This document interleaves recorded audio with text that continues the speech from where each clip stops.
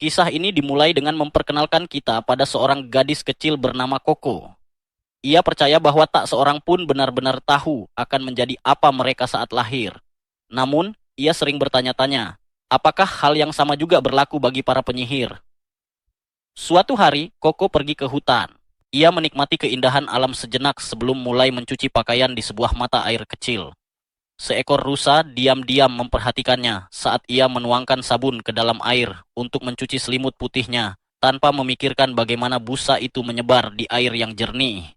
Saat menyadari tatapan rusa itu, Koko dengan lembut meminta maaf atas kekacauan yang ia buat. Ia mengatakan bahwa pekerjaannya hampir selesai dan semuanya akan kembali seperti semula karena mata air ini tersentuh oleh sihir. Tak lama kemudian, ia mengangkat selimut yang sudah bersih dan melangkah keluar dari mata air. Air itu tiba-tiba bersinar terang sebelum kembali normal, seolah tak pernah terjadi apa-apa, tak ada jejak sabun tersisa. Rusa itu pun dengan tenang meminum air tersebut. Koko hanya tersenyum kagum. Baginya, pemandangan itu selalu indah setiap kali ia melihatnya. Ia percaya sihir benar-benar luar biasa. Di dunia ini, sihir adalah sesuatu yang penting, keajaiban yang berguna dalam kehidupan. Namun, bagaimana cara kerjanya, tak seorang pun benar-benar tahu. Hanya para penyihir yang bisa menggunakannya. Orang biasa hanya bisa merasakan berkahnya. Dan tidak semua orang bisa menjadi penyihir. Itulah sebabnya Koko berpikir, betapa menyenangkannya jika seseorang terlahir sebagai penyihir. Setelah menjemur selimut, Koko duduk di atap rumahnya. Ia menatap langit, memendam keinginan besar untuk bisa menggunakan sihir. Tiba-tiba, ia mengambil selimut itu dan mencoba berkhayal. Ia memerintahkannya untuk berubah menjadi jubah terbang. Tentu saja tidak terjadi apa-apa. Namun, angin kencang tiba-tiba berhembus, menerbangkan salah satu kainnya. Koko panik dan segera mengejarnya sambil berseru bahwa itu bukan yang ia maksud dengan terbang. Beruntung, ia berhasil menangkapnya. Tapi tepat saat itu, matanya terpaku ke langit. Sebuah kereta Pegasus melayang di udara. Dengan takjub, Koko melihat kereta itu mendarat tepat di depan rumahnya. Ia hampir lupa menjemur kembali selimutnya karena terlalu terpukau. Setelah buru-buru menyelesaikannya, ia berlari ke dalam rumah dengan penuh semangat. Ia belum pernah melihat kereta Pegasus mendarat sebelumnya. Ia mencari ibunya, namun saat membuka pintu, tanpa sengaja ia menabrak seseorang. Di sana berdiri seorang pria tinggi berjubah, orang asing yang belum pernah ia lihat. Koko segera meminta maaf, menjelaskan bahwa ia tidak tahu ada orang di sana. Pria itu hanya tersenyum ramah dan mengatakan bahwa itu bukan kesalahannya. Tak lama, perhatian Koko teralihkan pada sekelompok wanita yang sedang memilih kain di toko. Mereka tampak kagum karena menemukan bahan-bahan bagus di tempat seperti ini. Mereka membicarakan berbagai jenis kain, dari bordir hingga rendah yang laris di kota kastil. Saat itulah Koko sadar, mereka adalah penumpang kereta Pegasus tadi. Dengan penuh rasa ingin tahu, ia menoleh ke pria berjubah itu, namun pria itu menjelaskan bahwa ia tidak bersama mereka. Salah satu wanita meminta tambahan rendah, dan ibu Koko segera mencarikannya. Ia juga menyuruh Koko untuk membantu, bukan hanya berdiri diam. Pria itu kemudian mengatakan bahwa ia mencari kain berwarna asap. Ia menawarkan untuk kembali nanti jika sedang sibuk, namun Koko dengan cepat menawarkan bantuan. Ibunya pun mengizinkan. Sebelum mulai bekerja, Koko meminta izin untuk melihat kereta Pegasus setelah selesai. Ibunya awalnya melarang, tapi Koko bersikeras bahwa ia hanya akan melihat. Bahkan ia berjanji akan berhenti mengatakan ingin menjadi penyihir. Akhirnya, ibunya mengalah dengan syarat pekerjaan selesai lebih cepat. Dengan penuh semangat, Koko mulai mengukur dan memotong kain dengan sangat teliti. Tangannya mantap, gerakannya presisi. Tanpa ia sadari, pria itu memperhatikannya dengan seksama. Saat menyadari dirinya diperhatikan, Koko menjadi gugup. Namun pria itu justru memuji hasil kerjanya. Potongannya rapi, tanpa ragu, dan sangat presisi. Ia bahkan menyebutnya sebagai sihir yang nyata. Koko terkejut lalu buru-buru menyangkal. Baginya, sihir jauh lebih misterius, berkilau, dan indah. Ia menutup wajahnya karena malu. Pria itu bisa melihat dengan jelas. Koko sangat menyukai sihir. Ia pun bertanya mengapa. Dengan mata berbinar, Koko mulai bercerita. Saat kecil, ia pernah pergi ke festival di kota kastil. Di sana, ia bertemu seorang penyihir bertopeng yang menawarkan buku bergambar sihir. Saat itu, ia bahkan belum tahu apa itu sihir. Penyihir itu lalu menunjukkan keajaiban dengan tangannya sendiri. Kereta Pegasus yang terbang di langit luas, mata air abadi yang jernih, hingga batu jalanan yang bercahaya. Untuk pertama kalinya, Koko melihat sihir di sekelilingnya, dan ia langsung jatuh cinta. Ia membeli buku itu menggunakan uang yang seharusnya untuk membeli stroberi panggang dari ibunya.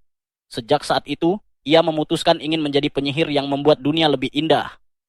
Namun, ibunya berkata bahwa itu mustahil. Seseorang hanya bisa menjadi penyihir jika terlahir dengan kekuatan sihir. Koko mencoba membuktikan, mengatakan bahwa tanah di bawah kakinya bersinar setiap ia melangkah. Ibunya hanya tersenyum dan berkata, jika cahaya itu bertahan sampai rumah, mungkin ia bisa menjadi penyihir. Namun kenyataannya, cahaya itu menghilang. Malam itu, Koko menangis. Kini, mengingat hal itu, air matanya kembali jatuh. Ia mengaku bahwa sejak saat itu, ia hanya bisa mencintai sihir dari kejauhan, tapi mimpinya tak pernah hilang. Pria itu mendengarkan dengan serius.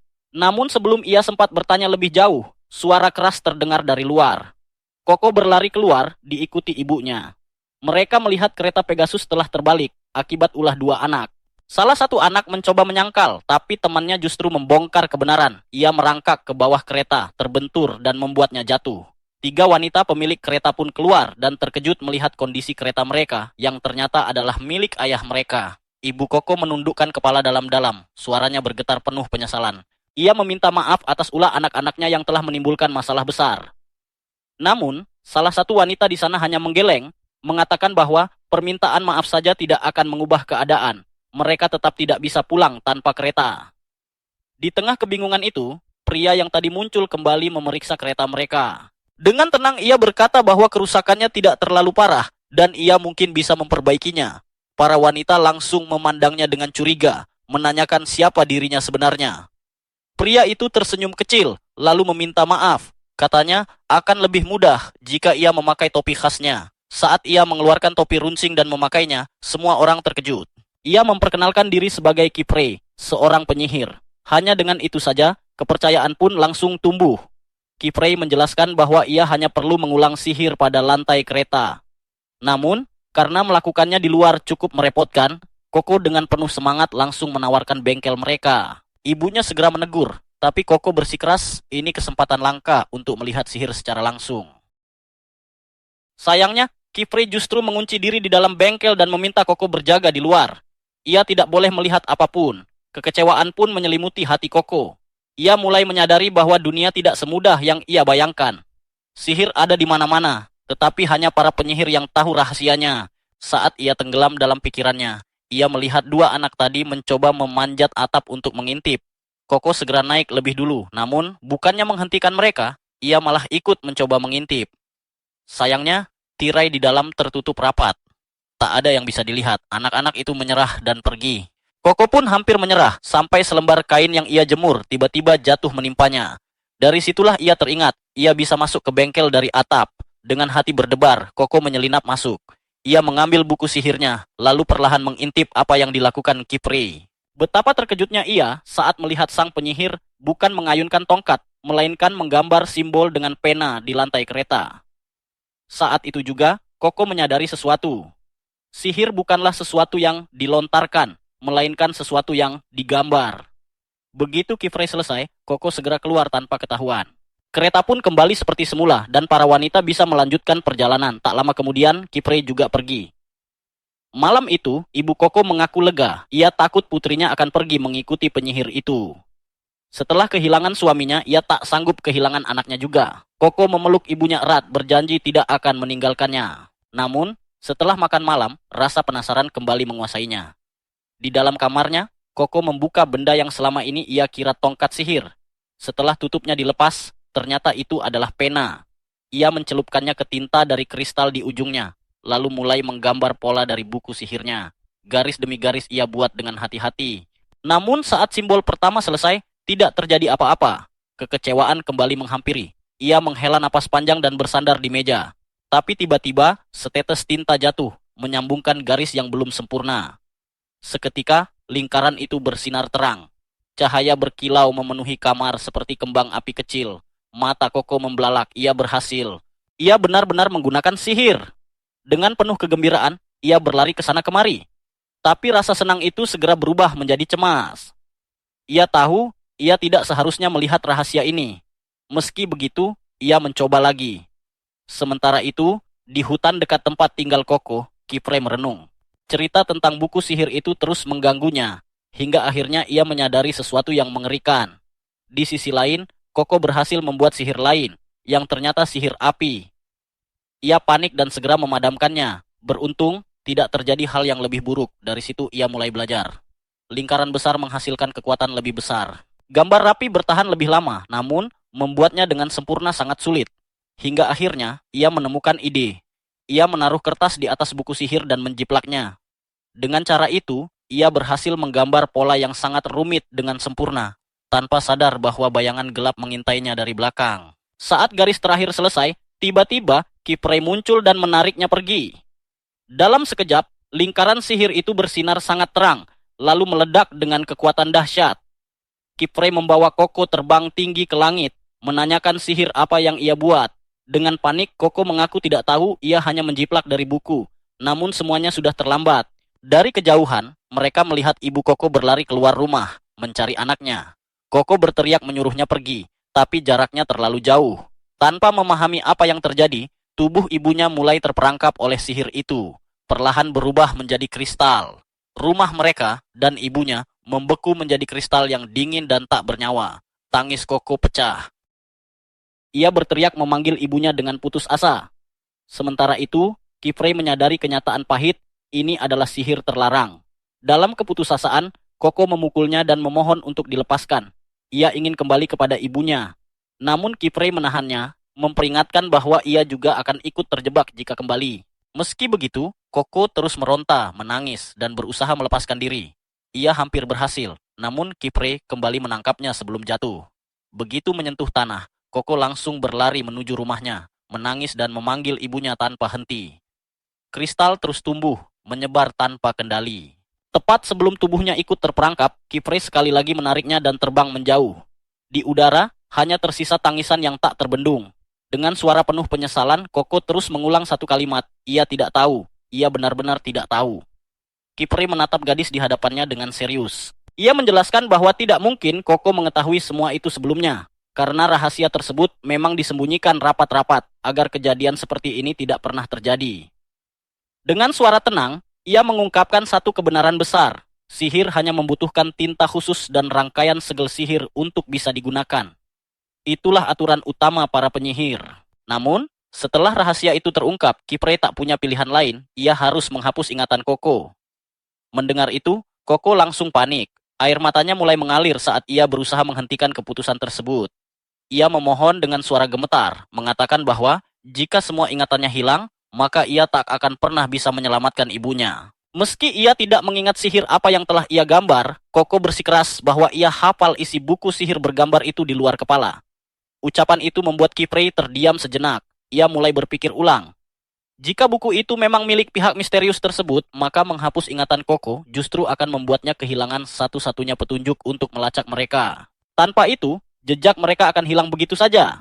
Dengan penuh keyakinan, Koko kembali menegaskan bahwa ia bukan hanya mengingat bukunya, tetapi juga halaman yang ia tiru. Artinya, jika mereka menemukan buku yang sama, mereka bisa melacak segel sihir yang telah ia buat. Kipre akhirnya mengakui, ada kemungkinan kecil untuk menyelamatkan ibu Koko, jika mereka berhasil menemukan segel sihir yang dimaksud. Tangis Koko semakin pecah. Ia memohon dengan sepenuh hati, agar ingatannya tidak dihapus. Ia rela melakukan apapun, selama masih ada harapan untuk menyelamatkan ibunya. Melihat tekad itu, Kipre pun mengajukan satu pertanyaan penting. Apakah Koko sanggup menjaga rahasia ini? Dan apakah ia benar-benar siap untuk belajar? Karena begitu kebenaran ini diketahui, tidak akan ada jalan untuk kembali. Satu-satunya cara agar ingatannya tetap utuh adalah dengan menjadi bagian dari mereka yang mengetahui rahasia tersebut. Tanpa ragu lagi, Kipre mengambil keputusan saat itu juga. Dengan suara tegas, ia mengatakan pada Koko, mulai sekarang ia akan menjadi seorang penyihir. Tak lama setelah itu, Koko terbangun oleh hembusan angin dingin. Di sampingnya, Kipre sudah berdiri dengan tenang, menjelaskan bahwa ia telah memanggil kereta Pegasus untuk membawa mereka. Ia sempat berkomentar bahwa terbang setinggi itu pasti membuat Koko kedinginan dengan piyamanya, tapi mereka sudah hampir sampai. Sebelum Koko sempat berkata apapun, Kipre menunjuk ke arah bangunan yang berdiri di pegunungan. Dengan suara lembut, ia mengatakan bahwa itulah atelier miliknya, tempat di mana Koko akan belajar mulai hari ini. Setelah mendarat, Kipre menjelaskan bahwa ia telah menanam benih pelindung di sekitar rumah Koko. Dalam waktu singkat, tanaman itu akan tumbuh dan menjadi penghalang. Rumah itu sendiri telah membatu karena sihir yang tidak diketahui, sehingga orang lain tidak akan bisa mendekat dengan mudah. Namun, Kipre tiba-tiba terdiam saat menyadari bahwa Koko menangis. Ia segera mendekat dan bertanya apa yang terjadi. Dengan suara bergetar, Koko menghapus air matanya dan berkata bahwa ia telah berjanji pada ibunya untuk tidak meninggalkannya sendirian. Memahami perasaannya, Kipre dengan lembut mengajak Koko masuk ke dalam atelier. Ia mencoba menenangkannya, mengatakan bahwa ia tidak tahu apa yang ia lakukan saat itu, jadi tidak perlu menyalahkan diri sendiri terlalu keras. Di dalam atelier, Kipre menggunakan sihir untuk menciptakan bola air yang melayang. Ia meminta Koko untuk meluapkan semua air matanya, lalu mulai melihat ke depan karena mulai hari ini tempat itu akan menjadi rumah barunya. Anehnya, tangisan Koko langsung mereda. Ia terpukau melihat sihir tersebut meskipun ia sama sekali tidak tahu harus berbuat apa. Kipre pun teringat bahwa ia membutuhkan pakaian ganti, lalu pergi sebelum Koko sempat bertanya lebih banyak. Kebingungan melanda Koko. Air itu terasa terlalu bulat dan ringan untuk disebut air. Saat ia mencoba memanggil Kipre, rasa takut muncul. Ia takut menyentuh sihir yang tidak ia pahami. Tiba-tiba, seorang gadis bernama Tetia muncul dan meyakinkannya bahwa tidak ada yang perlu ditakutkan. Ia menjelaskan bahwa itu adalah gelembung uap, sihir yang menarik air dari kelembapan udara. Dengan santai, Tetia memiringkan wadahnya, menuangkan air agar Koko bisa mencuci tangannya. Koko terkejut melihat itu benar-benar berhasil. Ia berterima kasih, tapi Tetia justru terlihat lebih senang karena ucapan terima kasih itu. Ia membalas terima kasih dengan antusias, mengaku sangat suka mendengarnya. Mereka pun saling berterima kasih berulang kali, sampai akhirnya seorang gadis lain, Rich, menyela dan menyuruh Koko untuk mengabaikan Tetia jika dirasa terlalu berlebihan. Tetia membela diri, mengatakan bahwa ia hanya ingin membantu. Tak lama kemudian, Koko menyadari bahwa Rich membawa pena dan tinta, lalu bertanya apakah mereka penyihir. Tetia menjelaskan bahwa mereka masih murid, sama seperti dirinya, murid dari Kipre. Ia lalu bertanya apakah Koko juga penyihir. Dengan sedikit canggung, Koko mengaku bahwa ia bahkan baru pertama kali menggambar sihir kemarin, dan belum bisa menyebut dirinya murid. Suasana langsung menjadi hening. Dengan hati-hati, Tetia bertanya apakah Koko adalah orang yang sedang dibicarakan dalam rumor, orang luar yang menggunakan sihir terlarang, namun tetap diizinkan menjadi murid tanpa kehilangan ingatan. Sebelum Koko sempat menjawab, Kipre kembali dan mengatakan bahwa sepertinya mereka sudah saling berkenalan. Ia menyuruh Tetia dan Rich kembali belajar setelah menyelesaikan pekerjaan pagi. Setelah mereka pergi, Kipre memberikan seragam baru kepada Koko. Ia memintanya untuk tidak takut karena semua akan dijelaskan. Setelah berganti pakaian, Kipre mulai menceritakan sejarah sihir. Dahulu, sihir bukanlah sesuatu yang istimewa. Siapapun bisa menggunakannya dengan pola tertentu dan tinta khusus. Namun, kekuatan itu memicu konflik tanpa henti. Manusia, ketika diberi kekuatan untuk melakukan apa saja, akan benar-benar melakukan apa saja, termasuk menciptakan sihir mengerikan. Akhirnya, mereka yang masih memiliki hati nurani bersatu sebagai penyihir.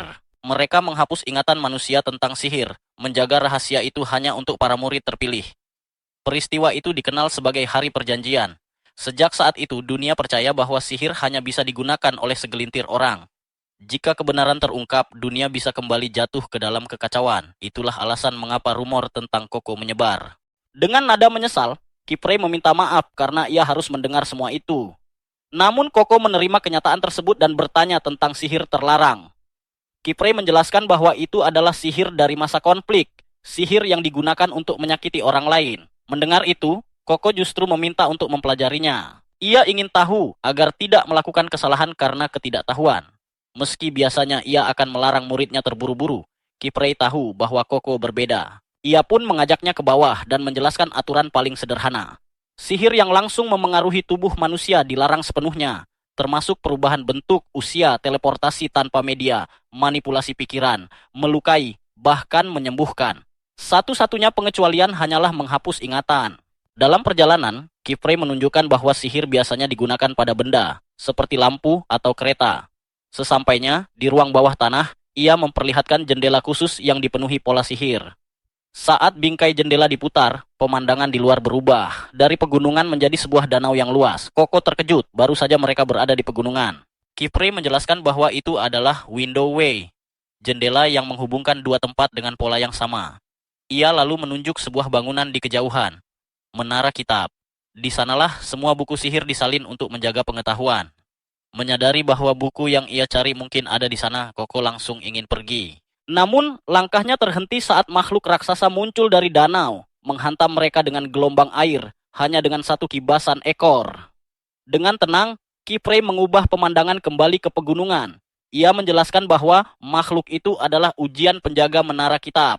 Hanya penyihir yang berhasil melewati ujian yang boleh masuk. Jika Koko ingin ke sana, ia harus belajar. Melihat semangatnya, Kipre tersenyum. Ia kemudian menunjukkan pemandangan lain, hamparan bunga yang indah, dan mengatakan bahwa sihir yang tidak dilarang adalah sihir yang membawa kebahagiaan. Kali ini, Koko tersenyum. Rasa takutnya perlahan menghilang. Ia menerima jalan yang ditawarkan. Akhirnya Kipre mengantarnya ke kamar barunya. Ia mengetuk pintu sebanyak 3 kali, namun tidak ada jawaban. Ia pun membuka pintu dan memberitahu bahwa penghuni kamar itu, Agot, akan menjadi teman sekamar Koko. Dengan mata berbinar penuh rasa kagum, Koko menjelajahi ruangan itu, seolah memasuki dunia yang selama ini hanya ia bayangkan. Kipre dengan tenang memberitahunya bahwa ia bisa turun melalui tangga di bagian belakang, dan tak perlu khawatir karena pintunya bisa dikunci. Setelah menjelaskan itu, ia menyuruh Koko beristirahat, sementara dirinya harus mengurus beberapa hal. Ia pun berpamitan mengatakan bahwa Koko bisa memanggilnya kapan saja jika membutuhkan sesuatu. Tak lama kemudian, Kipre meninggalkan ruangan dan pergi ke tempat lain untuk melakukan panggilan menggunakan alat sihir. Dengan suara rendah, ia berterima kasih kepada seseorang di seberang sana karena telah mengizinkannya menerima Koko sebagai murid. Ia juga menjelaskan bahwa belum ada informasi tentang buku bergambar itu, mengingat kondisi Koko yang masih kewalahan. Sementara itu, Koko dengan penuh antusias mengamati ruang kerjanya yang baru. Kini ia tahu seperti apa ruangan seorang penyihir. Namun, saat tangannya hampir menyentuh sesuatu, tiba-tiba Agot muncul dan memperingatkannya bahwa itu adalah sisi mejanya. Koko langsung terdiam kaku, menengadah, dan terkejut melihat Agot melayang di udara. Agot meminta Koko menyingkir agar ia bisa mendarat. Dengan panik, Koko segera meminta maaf dan menjauh. Setelah mendarat, Koko mencoba memperkenalkan diri, namun Agot memotongnya. Ia sudah tahu siapa Koko, gadis luar yang sedang dibicarakan semua orang, yang akan menjadi rekan mereka. Dengan nada dingin, Agot menyampaikan rasa simpatinya atas ibu Koko, namun juga menegaskan bahwa akibat kejadian itu, ibunya tak akan pernah kembali menjadi manusia. Kata-kata itu menusuk hati Koko, namun ia tetap tegar. Ia menjelaskan bahwa ia datang ke tempat ini justru untuk menyelamatkan ibunya dengan menjadi seorang penyihir. Namun Agot kembali memotong. Ia menunjukkan tangannya, ujung jarinya menghitam karena seumur hidup menggambar segel sihir. Ia dan yang lain berlatih tanpa henti hingga lulus ujian dan akhirnya diizinkan menjadi murid. Sedangkan Koko hanyalah gadis biasa yang tidak tahu apa-apa. Mustahil baginya menjadi penyihir. Meski dihantam kenyataan pahit, Koko tidak menyerah. Ia mengatakan bahwa ia sudah pernah menggambar mantra dan ia tidak akan tahu hasilnya jika tidak mencoba. Mendengar itu, Agot menantangnya untuk membuktikan diri karena ujian akan dimulai besok. Namun, sebelum percakapan berlanjut, Tetia tiba-tiba menerobos masuk tanpa mengetuk, memberitahu bahwa makanan sudah siap. Perut Koko langsung berbunyi, membuat suasana berubah. Agot pun pergi, sementara Riz mengakui bahwa ia juga lapar. Tetia dengan ceria mengatakan bahwa hari itu adalah pesta penyambutan Koko, jadi pasti akan ada banyak makanan. Sayangnya, saat mereka duduk di meja, ternyata hidangan yang tersaji sama seperti biasanya. Tetia pun bertanya pada Kipre, dan ia menjelaskan bahwa semuanya terlalu mendadak, jadi pestanya akan dilakukan lain waktu. Ia kemudian menanyakan Agot dan diberitahu bahwa gadis itu makan di kamarnya. Meski begitu, makan malam tetap terasa hangat. Koko mencoba suapan pertamanya dengan gugup dan langsung terpukau oleh rasanya. Tetia menyetujui, mengatakan bahwa mereka membuat roti itu sendiri. Rich menambahkan bahwa guru mereka adalah koki hebat. Kipre menjelaskan bahwa bahan-bahannya berasal dari gandum lokal dan sayuran segar di sekitar. Malam itu, meski perutnya kenyang, hati Koko masih gelisah. Ia tak bisa berhenti memikirkan ibunya. Kesedihan itu justru berubah menjadi tekad. Keesokan paginya, ia memutuskan untuk belajar dengan sungguh-sungguh, meski belum sepenuhnya memahami apa yang harus dilakukan. Tiba-tiba, Kipre muncul dan menanyakan apa yang ingin ia pelajari. Ia menjelaskan bahwa banyak hal tentang sihir yang tidak bisa ditemukan di buku. Ia pun memberikan alat-alat menggambar sihir dan mengatakan bahwa praktik lebih penting daripada teori. Koko sempat bersemangat, namun kemudian teringat tongkat tinta yang pernah ia gunakan. Ia mengaku masih merasa takut, tetapi tekadnya untuk menyelamatkan ibunya jauh lebih besar. Latihan pun dimulai, namun secara tak terduga, Koko langsung roboh setelah melihat pelajaran pertama. Kipre khawatir, tapi Koko bersikeras bahwa ia baik-baik saja. Saat diminta menjelaskan, Koko dengan susah payah menerangkan bahwa mantra terdiri dari 3 elemen. Sigil di tengah, garis-garis yang disebut tanda, dan lingkaran luar yang disebut cincin. Ia menjelaskan fungsi masing-masing meski tubuhnya mulai limbung karena kelelahan. Meski begitu, Kipre tetap memujinya. Koko lalu mencoba menggambar mantra sendiri. Namun, ia ragu, gugup, dan bahkan membuang kertasnya sebelum selesai. Kipre menghentikannya dan mengatakan bahwa kesalahan adalah bagian dari proses belajar. Ia menunjukkan bahwa lingkaran yang digambar Koko tidak tertutup sehingga mantranya tidak bisa aktif. Dengan dorongan semangat, Koko mencoba lagi. Koko, kali ini saat ia menyambungkan lingkarannya, mantra itu berhasil. Namun tiba-tiba semburan air kuat meluncur deras dan menghantam Agot yang kebetulan berada di sana. Dalam sekejap gadis itu basah kuyup. Koko panik, berulang kali meminta maaf, apalagi saat menyadari bahwa pekerjaan Agot ikut rusak. Ia hampir menangis, mencoba mengeringkannya dengan putus asa. Agot dengan tenang merapikan rambutnya. Ia mengatakan bahwa ia baik-baik saja. Namun ia meminta melihat segel sihir yang dibuat Koko. Setelah memeriksanya, ia langsung menemukan kesalahannya. Salah satu tanda digambar lebih panjang, sehingga tekanan air terkumpul ke satu arah dan meledak. Kipre mengangguk bangga atas ketelitian Agot, lalu memberikan handuk padanya. Ia juga menyampaikan bahwa untuk beberapa hari ke depan, sekitar 2 atau 3 hari, ia akan pergi ke Great Hall. Selama itu, ia mempercayakan Koko kepada Agot. Meski ragu, Koko tak punya pilihan. Setelah Kipre pergi, ia mendekati Agot untuk meminta maaf lagi. Namun Agot langsung menghentikannya. Ia menatap Koko dengan serius, kemudian berkata bahwa ia sudah meminta bukti sejak kemarin. Dan mulai sekarang, tidak akan ada lagi pelajaran yang mudah. Ujian Koko dimulai saat ini. Sementara itu, akhirnya Kipre bertemu kembali dengan Alaira di dasar laut dalam perjalanan menuju Great Hall.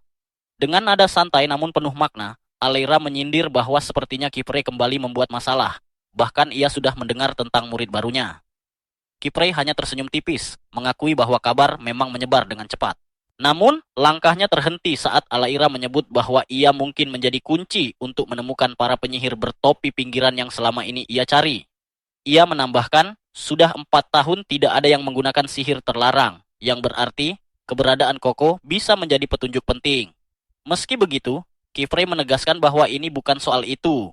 Ia menjelaskan bahwa Koko bahkan belum mengikuti ujian, sehingga secara resmi belum menjadi muridnya. Hal ini membuat Alaira sedikit terkejut, namun Kipre menegaskan bahwa waktunya belum tepat, bahkan terlalu berbahaya.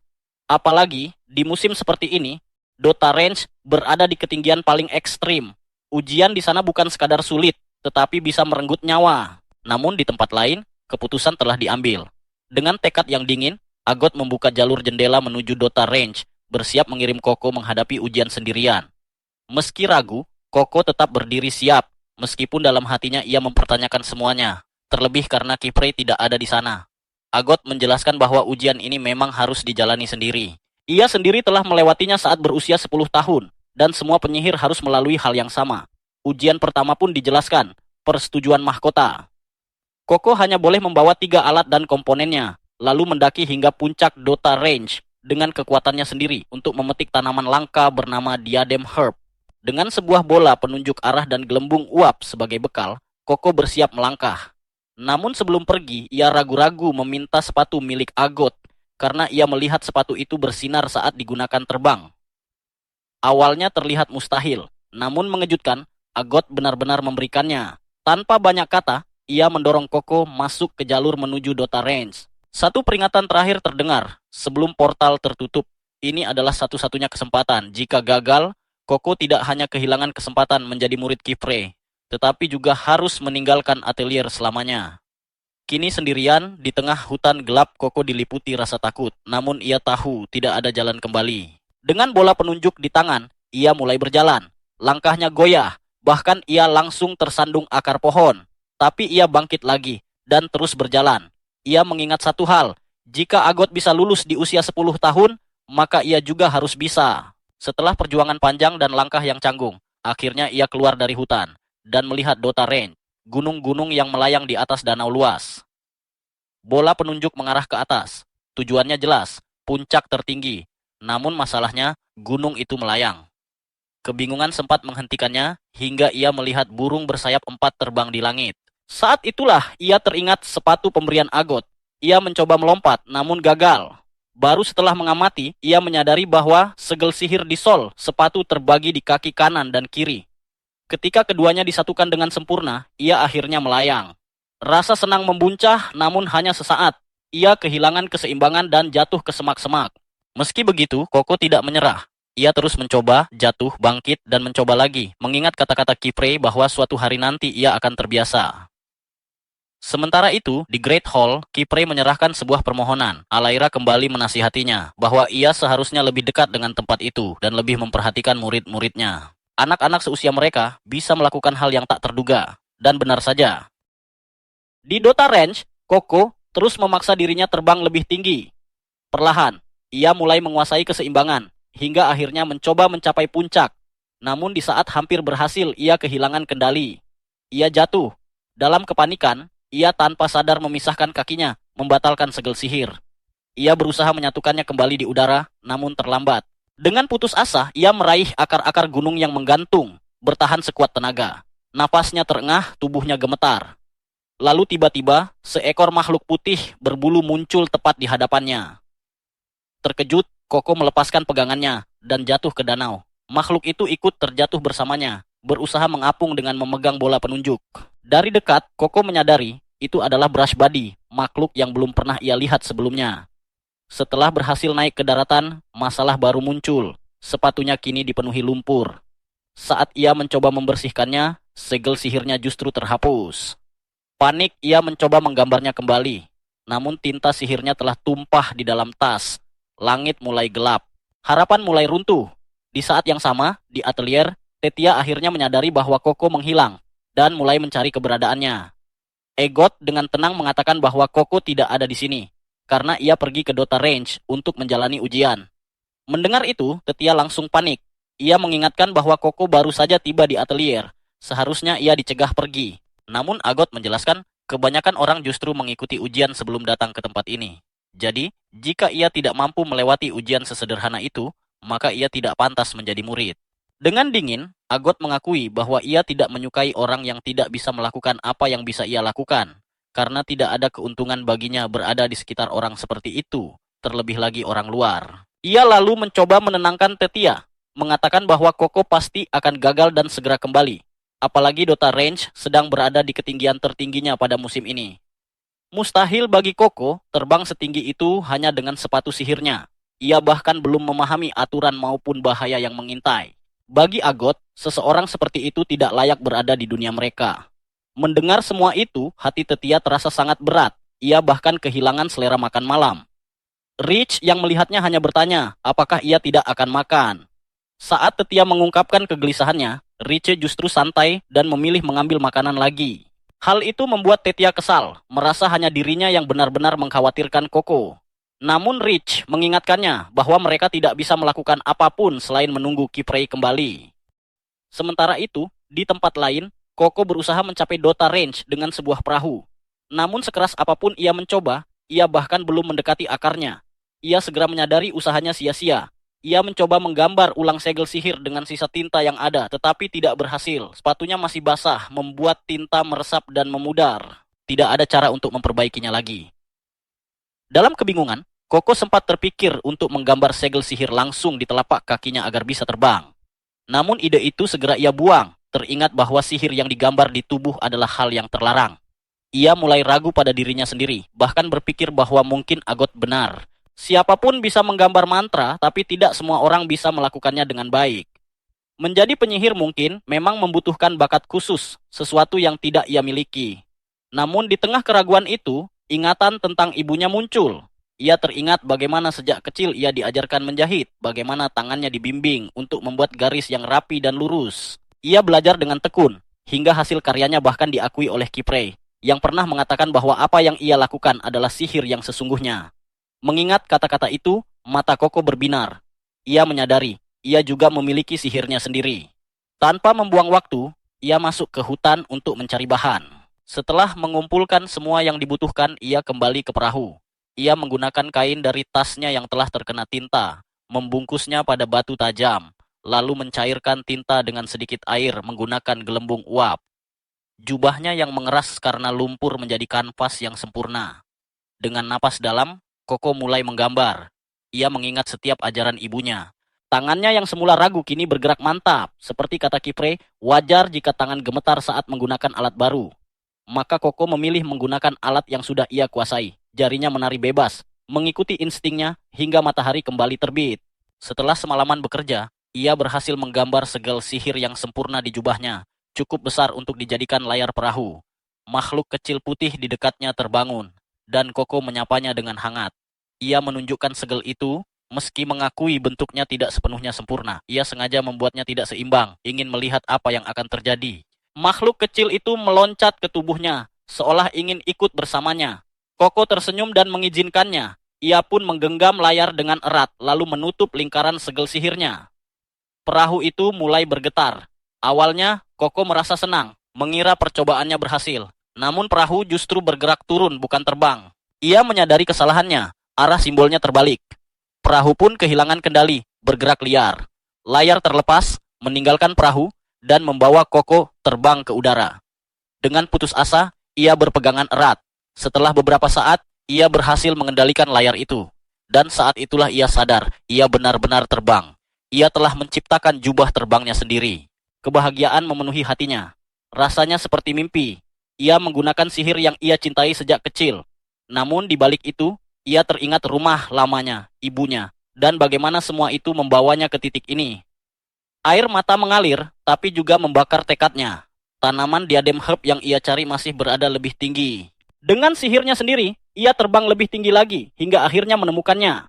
Namun mengambilnya tidaklah mudah. Berkali-kali ia hampir kehilangan keseimbangan, bahkan hampir jatuh. Namun ia terus bertahan, menggenggam jubahnya erat.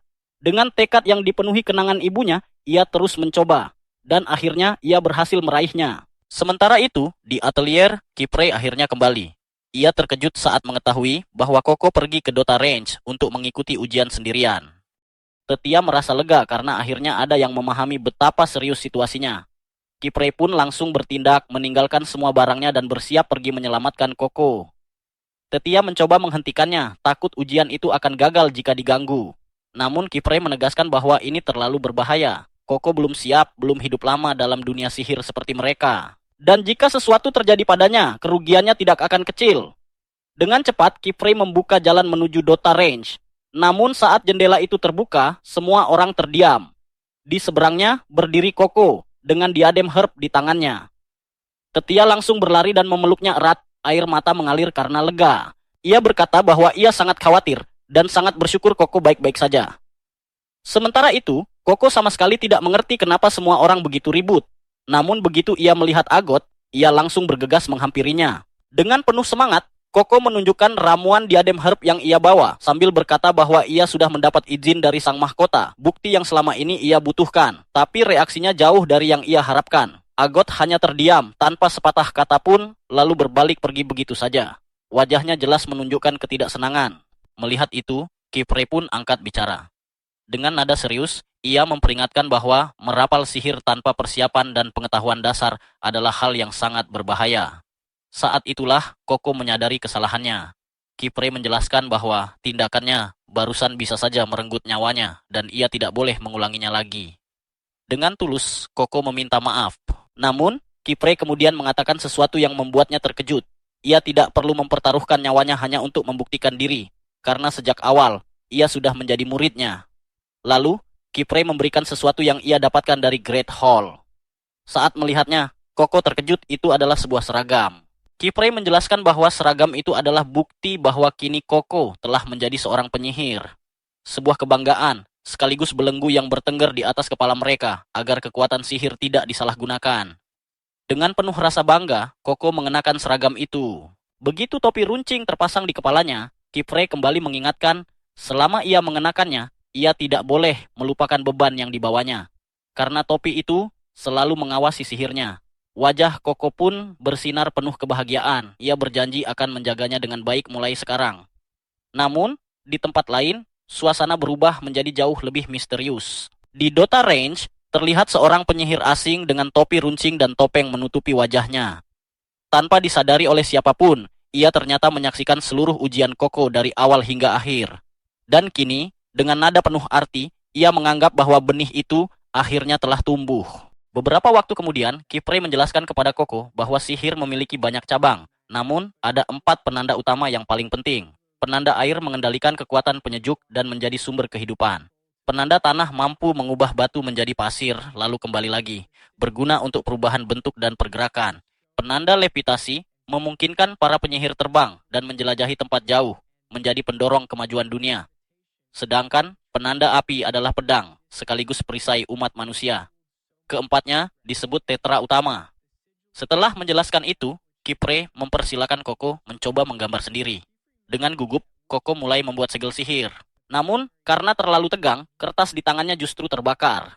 Melihat kejadian itu, Tetia langsung panik. Ia membuat gelembung uap dan menyiramkan air untuk memadamkan api. Dengan cemas, ia bertanya apakah Koko baik-baik saja. Namun rasa khawatirnya berubah bahagia ketika Koko berterima kasih padanya. Bahkan Tetia ikut berterima kasih karena sudah diberi ucapan terima kasih.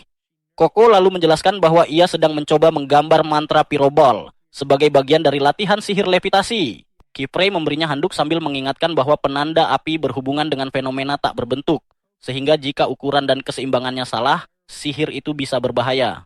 Sementara itu, Tetia heran mengapa Koko masih berlatih levitasi, padahal sebelumnya sudah pernah terbang di Dota Range. Dengan malu, Koko mengaku bahwa ia pernah merusak sepatu terbang pinjaman milik Agot.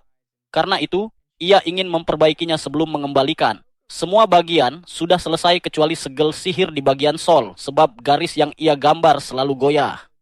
Mendengar itu, Kipre menduga masalahnya ada pada pena yang digunakan. Setiap orang cocok dengan berat dan genggaman pena yang berbeda. Karena selama ini Koko hanya memakai pena lama, sudah waktunya ia memilih pena sendiri. Tetia langsung bersemangat dan berkata mereka harus pergi ke toko alat tulis sihir. Kipre menjelaskan bahwa tempat itu adalah toko perlengkapan seni khusus penyihir. Mendengar hal itu, Koko sangat gembira hingga hampir tak mendengar penjelasan lain. Hari itu juga, mereka bertiga terbang meninggalkan atelier menuju kota terdekat. Karena Koko dan Agot tidak memiliki sepatu terbang, Kipre harus membawa mereka sepanjang perjalanan. Setelah beberapa waktu, mereka tiba di Kalan, kota kecil di tengah hutan rawa. Kipre menjelaskan bahwa kota itu dibangun di atas gosong pasir untuk melindungi diri dari monster tanah di rawa seberang. Para penyihir mendirikan pulau buatan dan menara pengawas, lalu tempat itu berkembang menjadi kota atelier. Namun Tetia tertawa dan berkata bahwa Koko sama sekali tidak mendengarkan, karena terlalu terpukau melihat banyak penyihir berkumpul di satu tempat. Tak lama kemudian Agot berkata ia punya urusan lain dan tidak ingin menjadi pemandu wisata. Ia pun pergi sendiri, sementara Kipre berpesan agar mereka bertemu lagi di toko alat tulis sihir. Saat ditanya hubungannya dengan Agot, Koko mengaku ingin bisa lebih dekat dengannya. Saat berjalan menyusuri kota, Koko terpana melihat segala hal di sekelilingnya. Dunia itu masih terasa seperti mimpi indah. Namun tiba-tiba ia melihat sosok misterius bergerak di gang gelap. Saat menoleh penuh, sosok itu sudah menghilang. Tetia segera menegurnya agar tidak berjalan terpisah. Tak lama kemudian, mereka sampai di toko alat tulis sihir bernama Starry Sword. Begitu masuk, Koko langsung terpaku melihat pohon perak kuno raksasa yang tumbuh menembus tengah bangunan. Seorang lelaki tua keluar dan heran melihat murid penyihir terpana hanya karena pohon Silverwood. Kipre menjelaskan bahwa Koko baru menjadi murid. Lelaki tua itu pun sadar bahwa inilah gadis yang sering ia dengar. Ia meminta maaf dan memperkenalkan dirinya sebagai Nolnoa, pemilik Starry Sword. Dengan bangga, Nolnoa menjelaskan bahwa semua pena, tinta, dan perlengkapan sihir di toko itu dibuat olehnya bersama cucunya, Tarta. Karena Koko masih bingung, ia memutuskan menunjukkan prosesnya langsung. Di lantai atas, ia mengambil ranting pohon Silverwood lalu merendamnya ke cairan khusus. Setelah dipanaskan, cairan itu berubah hitam pekat. Kipre menjelaskan bahwa zat itu disebut woodcrey. Nolnoa berkata bahwa ranting pohon berwarna perak saat sehat, namun menghitam ketika mati. Dalam keadaan itu, ia beracun bagi pohon maupun manusia. Tetapi jika dilarutkan dan disaring, hasilnya menjadi tinta sihir mentah, sumber seluruh sihir. Karena itulah pohon Silverwood sangat berharga. Tetia menambahkan bahwa pohon itu memiliki legenda kuno. Dahulu, sebuah pohon Silverwood jatuh cinta pada seorang penyihir, lalu memberikan darahnya menjadi tinta dan rantingnya menjadi tongkat sihir. Mata Koko langsung berbinar. Menebak ia datang mencari tongkat, Noa menuangkan tinta segar ke botol kecil dan menyuruhnya mencoba beberapa tongkat pilihan. Namun saat berjalan di antara rak-rak toko, Koko mendadak membeku. Di luar jendela, ia melihat penyihir misterius yang tadi mengintainya. Tanpa pikir panjang, ia berlari keluar mengejar sosok itu. Tetia dan Riche panik lalu ikut mengejar, takut Koko akan tersesat sendirian. Di sisi lain, saat Agot sedang melihat barang di pasar, Koko tiba-tiba menabraknya lalu terus berlari. Tetia yang kehabisan napas hanya menarik tangan Agot dan memaksanya ikut berlari, membuat Agot semakin kesal dan bingung. Koko terus berlari sekuat tenaga, mengejar sosok penyihir misterius yang muncul di setiap sudut gang. Setiap kali ia merasa hampir menangkapnya, sosok itu kembali terlihat di tikungan lain, seolah sengaja memancingnya maju lebih jauh. Tanpa sadar, Koko telah berputar-putar di lorong sempit yang sama, tersesat dalam labirin gang putih tak berujung. Saat ia mengira penyihir itu menghilang, sosok tersebut justru muncul lagi dan menuntunnya masuk semakin dalam. Dari belakang, Agot, Tetia, dan Rich berlari sambil berteriak agar Koko berhenti dan kembali. Namun Koko terlalu fokus untuk mendengar, tiba-tiba kabut aneh menyelimuti seluruh area. Dalam sekejap mereka kehilangan arah, bahkan makhluk kecil berbentuk kuas yang mengikuti mereka pun ikut tersesat. Ketika kabut perlahan lenyap, makhluk itu tak lagi mampu menemukan jejak mereka. Setelah berlari cukup lama, Agot akhirnya berhasil menyusul Koko dan menanyakan apa yang sedang ia lakukan. Dengan napas tersengal, Koko menjelaskan bahwa ia melihat orang yang dulu memberinya buku berisi gambar sihir terlarang. Namun, saat ia menunjuk ke arah penyihir tadi, yang terlihat hanyalah lorong putih kosong tanpa siapapun. Agot kesal dan menganggap semua ini hanya membuang waktu. Namun Tetia mencoba menenangkan suasana. Menurutnya, setidaknya mereka masih bersama, jadi lebih baik kembali ke toko. Sayangnya, Rich segera menyadari sesuatu yang mengerikan. Tempat di sekitar mereka terlalu berbeda untuk sekadar gang lain di kota. Bahkan makhluk kecil berbentuk kuas tadi juga menghilang. Agot mengamati dinding dan lantai di sekeliling mereka. Semuanya terbuat dari batu putih asing yang belum pernah ada di Kalan. Itu berarti mereka sudah tidak berada di kota itu lagi. Tetia menolak percaya. Dengan gugup ia berkata, mustahil mereka berpindah tempat karena mereka tidak melewati gerbang sihir dan jelas tidak mungkin berteleportasi begitu saja. Untuk memastikan, ia memakai sepatu sihirnya lalu terbang ke udara melihat keadaan dari atas. Agot mengakui dugaan itu masuk akal. Jika mereka dipindahkan tanpa sadar, berarti ada orang lain yang memakai sihir terlarang. Mendengar itu, Koko langsung cemas. Tak lama kemudian, Tetia turun dengan wajah pucat. Ia memastikan bahwa tempat ini benar-benar bukan Kalan, dan mereka harus segera keluar sekarang juga. Ia langsung berlari, sementara yang lain mengejarnya sambil bertanya apa yang ia lihat. Dengan suara gemetar, Tetia menjawab, bukan soal apa yang kulihat, tapi soal apa yang melihatku. Di kejauhan, penyihir misterius sedang mengawasi mereka.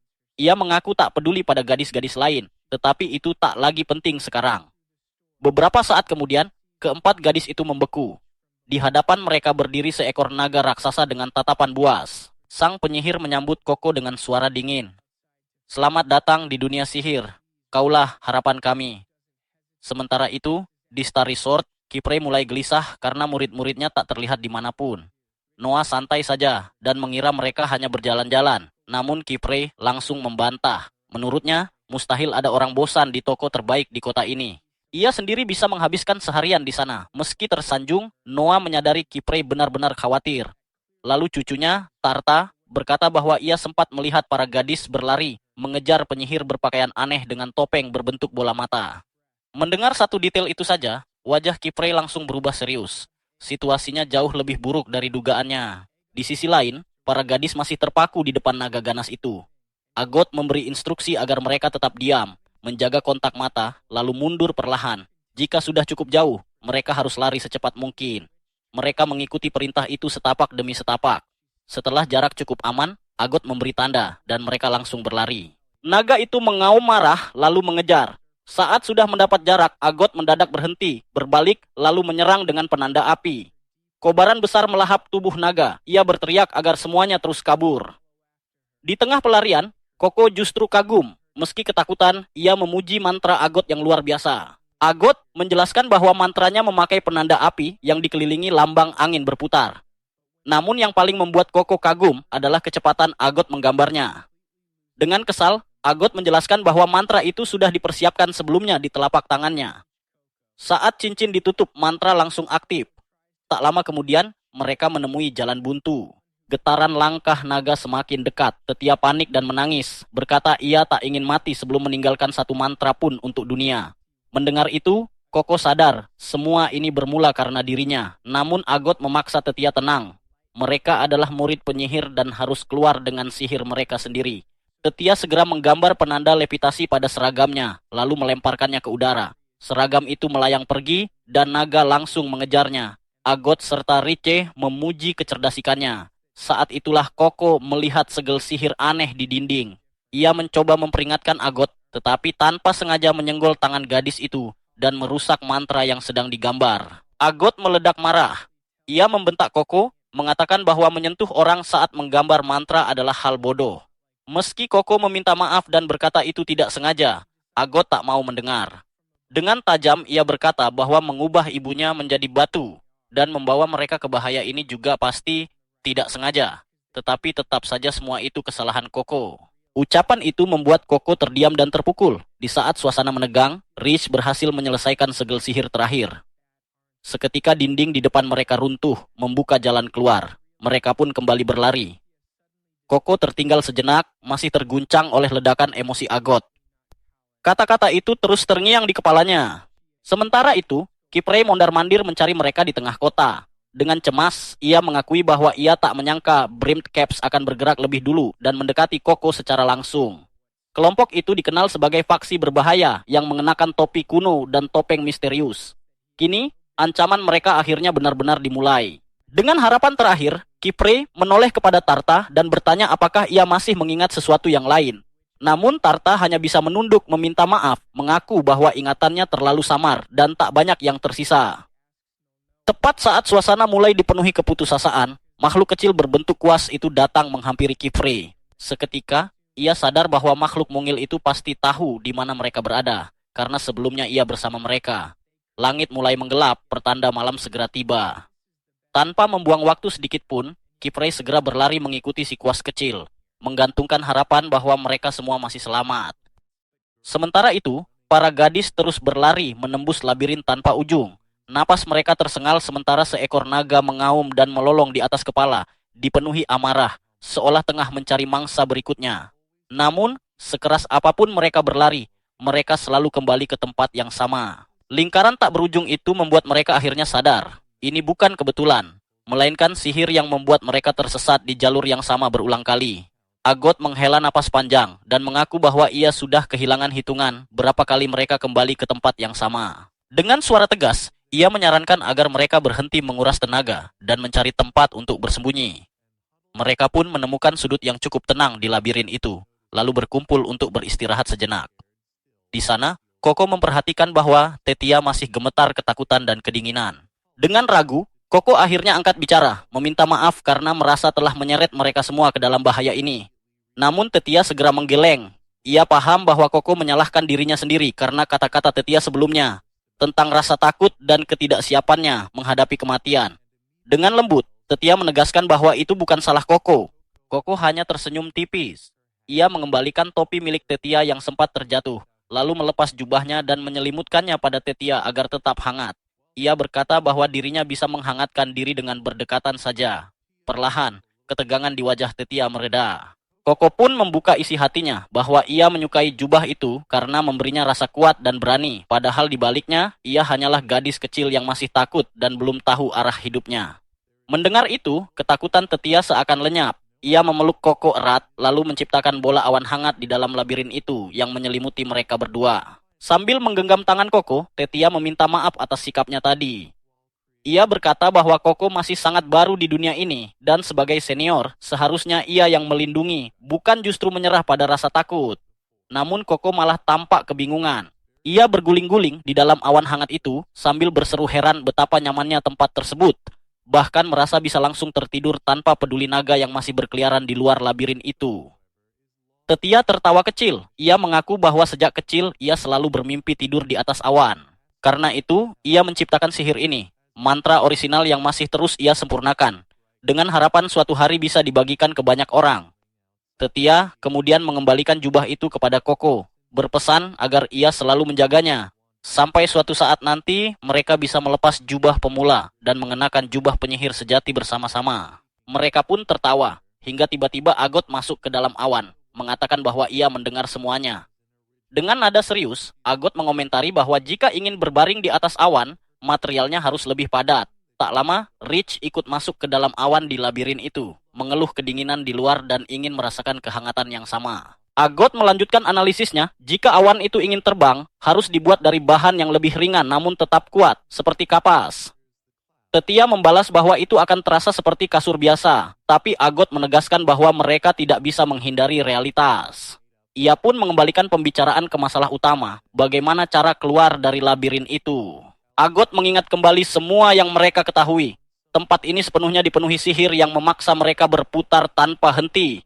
Namun setiap sihir pasti memiliki lingkaran pemanggilan, bahkan sihir terlarang sekalipun. Artinya, mereka hanya perlu menemukan lingkaran sihir tersebut. Tiba-tiba, Koko menyela. Ia merasa pernah melihat segel sihir terlarang sebelumnya di labirin itu. Ia membawa mereka ke tempat yang lebih tinggi dan menunjukkan lingkaran sihir itu. Rich memastikan bahwa itulah segel yang menjaga seluruh area tetap terperangkap. Agot menyimpulkan bahwa naga itu pasti menjaga segel tersebut, yang berarti mereka harus mengalahkannya. Ia mulai menyiapkan mantra api, tetapi Koko kembali menyela, mengingatkan bahwa sebelumnya sihir itu tidak memberikan banyak efek. Tetia terkejut, sementara Agot menatap Koko dengan kesal. Koko buru-buru menjelaskan bahwa sihir itu memang memperlambat naga, tapi tidak melukainya, menandakan bahwa naga tersebut kebal terhadap api. Untuk mengalahkannya, mereka harus menemukan kelemahannya. Agot bertanya bagaimana caranya, namun Koko justru berkata bahwa mereka tidak perlu mengalahkan naga itu sama sekali. Agot kebingungan, bahkan sempat mengira Koko masih tersinggung. Tapi Koko menggeleng. Ia mengatakan bahwa ia mendapat ide setelah melihat sihir Tetia. Ia menggambar sketsa di dinding labirin itu menggunakan batu, menjelaskan rencananya, alih-alih melawan naga, mereka akan membuat kasur awan raksasa untuknya. Menurut Koko, mungkin saja naga itu juga kedinginan. Jika ia merasakan kehangatan dan kenyamanan awan tersebut, ia mungkin akan memilih berdiam di sana daripada mengejar mereka. Agot merasa ide itu terlalu mengada-ada, tetapi Rich langsung setuju sepenuhnya. Baginya, tidak ada makhluk yang bisa menolak tempat tidur hangat, bahkan seekor naga sekalipun. Agot masih ragu, mencoba memikirkan secara logis, sementara Koko naik ke tangga untuk memantau posisi naga di labirin itu. Dari sana, ia berkata bahwa mereka tidak punya apa-apa untuk dipertaruhkan. Ucapan itu akhirnya menyentuh Agot. Ia menyadari bahwa Koko tidak sepenuhnya salah. Koko melanjutkan bahwa ia tidak ingin melukai siapapun, bahkan naga itu. Ia ingin menunjukkan sihir yang lembut, yang memberi rasa aman. Akhirnya Rich dan Tetia berhasil meyakinkan Agot. Tetia menyerahkan penanya, karena Agot adalah yang paling ahli dalam menggambar segel sihir. Agot pun mulai menggambar, mencoba berbagai variasi awan, cukup ringan untuk melayang, namun cukup kuat untuk menahan berat seekor naga. Tetia menyarankan menggunakan serpihan kertas sebagai bahan, tetapi mereka sadar, jumlahnya tidak akan cukup untuk menyempurnakan mantra tersebut. Dalam situasi yang semakin genting, Koko dan Rich mencoba memberikan ide menggunakan jubah atau bahkan rambut mereka untuk menciptakan awan pelindung. Namun, semua itu terasa tidak cukup. Tepat saat harapan mulai menipis, Agot mendapatkan gagasan. Ia teringat bahwa jika mereka memiliki pasir, mereka bisa mencobanya. Dan dengan sihir wall breaker, mereka sebenarnya mampu menciptakan partikel pasir yang sangat halus. Dengan penuh keyakinan, Agot menjelaskan bahwa mereka harus membuat banyak segel sihir kecil agar menghasilkan pasir yang lebih lembut. Karena membuat segel kecil adalah keahlian Rich, ia langsung bekerja. Tangannya bergerak dengan kecepatan luar biasa, menggambar segel demi segel tanpa henti. Kemudian, Agot menoleh kepada Tetia, memintanya menciptakan sihir untuk memadatkan pasir tersebut. Sementara dirinya sendiri akan merancang sihir yang bisa membungkus semuanya menjadi tempat perlindungan hangat. Koko yang ingin membantu langsung bertanya, namun dengan jujur Agot menyuruhnya menunggu. Kemampuannya saat ini belum cukup untuk berkontribusi. Mereka semua mulai bekerja. Di tengah kesibukan itu, Koko memperhatikan banyak segel sihir yang dibuang oleh Agot karena dianggap tidak sempurna. Penasaran, ia mengambil salah satunya dan terkejut melihat betapa sempurnanya lingkaran tersebut. Diam-diam ia mendekat, mengamati Agot dan menyadari bahwa sebelum menggambar di kertas, ia berlatih menggambar lingkaran di udara beberapa kali. Ternyata, Rich dan Tetia juga melakukan hal yang sama. Itulah rahasia mengapa lingkaran mereka jauh lebih rapi.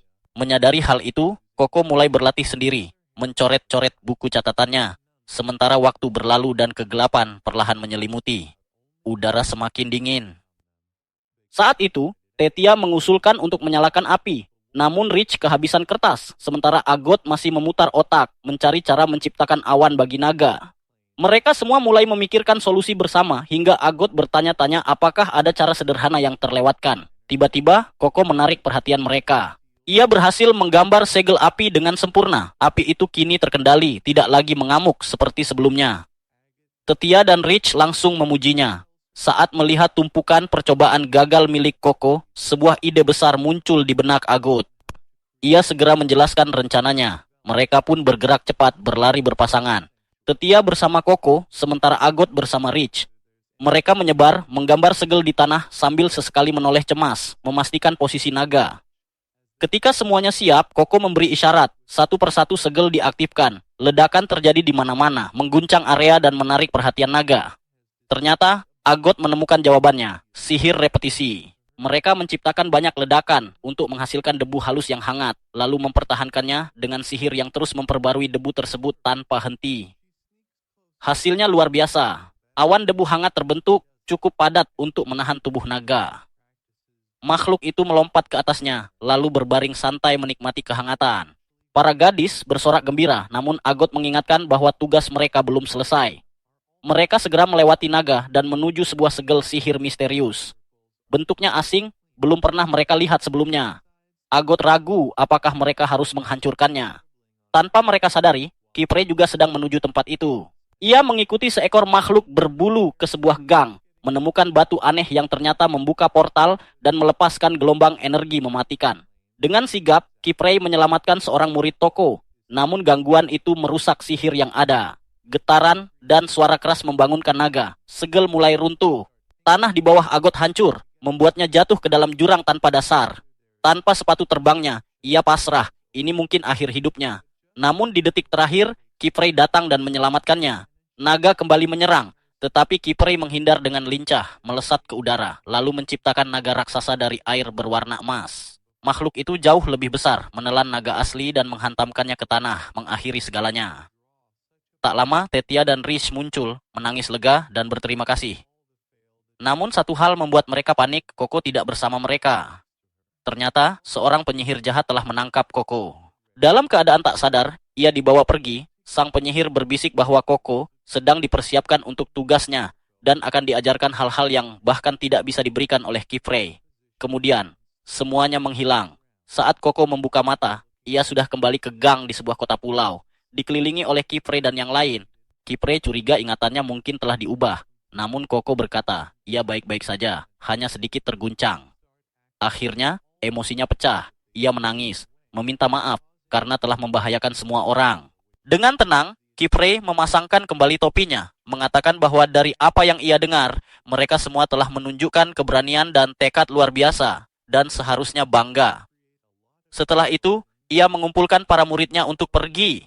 Sebelum meninggalkan tempat itu, ia memperingatkan pemilik toko agar tidak mencatat penggunaan sihir terlarang. Awalnya pria itu tertawa, namun satu tatapan dari Kipre membuatnya langsung setuju. Dan dengan itu, mereka kembali ke workshop tanpa mengetahui apa sebenarnya tujuan penyihir jahat terhadap Koko. Beberapa waktu telah berlalu sejak insiden terakhir, dan para gadis kini kembali menjalani kehidupan normal mereka, berlatih sihir di bengkel seperti biasa.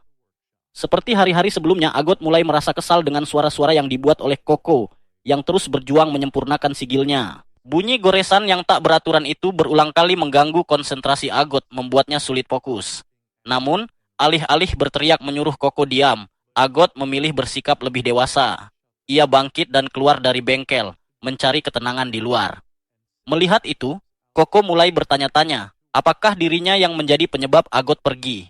Di luar, Agot menutup matanya. Dengan satu gerakan cepat dan tegas, ia menggambar lingkaran sihir yang langsung memunculkan sinar cahaya, sebuah sihir cahaya yang melesat tinggi ke langit. Ia tampak cukup puas, meskipun ia sadar kekuatan sinar itu masih lemah.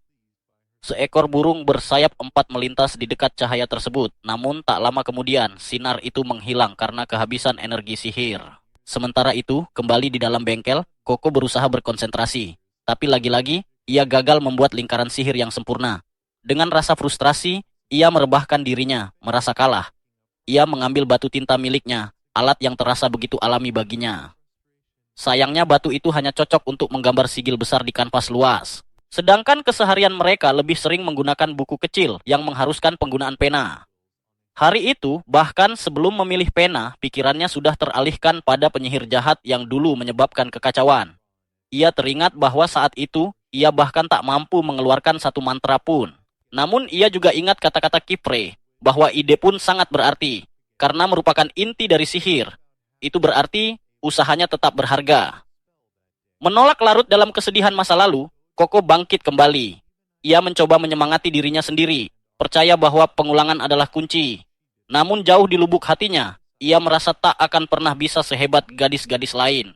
Rasa lelah dan tekanan perlahan membuatnya mengantuk. Tiba-tiba, Kipre muncul di belakangnya. Dengan lembut, ia mengingatkan bahwa tidur di tempat terbuka bisa membuatnya sakit. Koko langsung duduk tegak, bersikeras bahwa ia tidak tidur, hanya berkedip sangat lambat. Kipre pun tertawa kecil lalu mengajaknya ke dapur. Dengan riang, Koko mengikuti. Aroma masakan yang lezat langsung menyambutnya. Kipre mengambil sebuah panci dari rak atas, membukanya, dan memperlihatkan sup yang tampak luar biasa menggugah selera. Ia menawarkan satu suapan pada Koko, yang langsung menerimanya. Begitu mencicipi, ia langsung tenggelam dalam rasa yang luar biasa. Namun, senyum Koko tiba-tiba membeku saat Kipre mengungkapkan bahwa sup itu sebenarnya sudah berumur 2 tahun. Ia berhenti mengunyah, curiga apakah pria aneh ini mencoba meracuninya. Tapi Kipri segera menjelaskan bahwa panci tersebut memiliki sihir khusus. Setiap kali dibuka, masakan di dalamnya dimasak ulang berkat lingkaran sihir ditutupnya. Ia hanya perlu terus menggambar ulang lingkaran itu agar sihirnya tetap aktif. Kemudian Kipri mengeluarkan beberapa ubi dan meletakkannya di meja. Koko tersenyum mengatakan bahwa ia menyukainya. Kipri pun memintanya memanggang satu. Awalnya bingung, namun ia diingatkan bahwa kini ia sudah bisa membuat api. Koko mulai menggambar sigil api dengan hati-hati, menciptakan nyala kecil yang terkendali. Ia pun senang. Namun saat mencoba memanggang ubi, ubi itu justru jatuh menembus api dan memadamkannya. Kipre lalu menyarankan untuk menambahkan simbol levitasi agar ubi bisa melayang. Percobaan berikutnya justru berakhir dengan ubi yang terbakar habis. Tapi Kipre tetap tersenyum, menyuruhnya terus mencoba. Koko pun tak menyerah. Ia terus menggambar, mencoba berbagai kombinasi, membuang yang gagal, hingga akhirnya berhasil. Ubi itu melayang di atas api, matang perlahan dengan sempurna.